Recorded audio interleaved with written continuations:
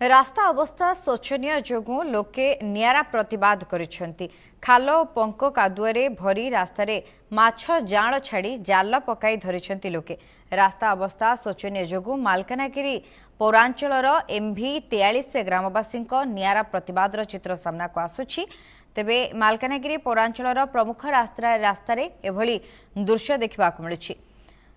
तेबे रिक्लामेशन कॉलोनी ठारू एमभी 43 गां पाखापाखि 3 किलोमीटर रास्तार आंठुए आंठुए गात थिबा बेले बारंबार कहबा परे मध्य प्रशासन न सुनिबारु एही भिन्न ढंगरे प्रतिवाद करिसेंती ग्रामवासी। रास्ता खराब अछि एमती एमती कहि कि जाउछि कष्ट करके जाउछि साइकिल रे जाउछि हमें बिजी बिजी कि जाउछि रास्ता रे चला बुला कलारो कष्ट होछि। चला बुला करले कष्ट होछि हमकु। कोन चाहछो हमें चाहछि कि रास्ता आउ थरे ठीक हो आग थरे ठीक कला ता परे भी एमती हे जाइछि भलो भाबरे ठीक कराइनी। आज रोड अवरोध कारण होउछि जे प्रशासन पाखरे थाई भी नजर को नौ नांती। रास्ता रे आंठुए जाए पानी गाड्डा माने तामिल कैंप 3 किलोमीटर जाए पूरा रास्ता पूरा खराब।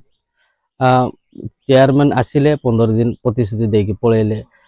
इलेक्शन आइले समस्त आसुचंती 15 दिन भीतर काम हो बोली प्रतिश्रुति देकी पळुचंती किंतु आमे 19 नंबर वार्ड जे गोटे रास्ता बा गोटे गाँ अच्छी मते लागू ना कि प्रशासन कौन के जानी जानिले आज यही अवस्था न था। आज आमे बाध्य होई कि रोड उपरे पोखरी बोलिया पानी जमीबारु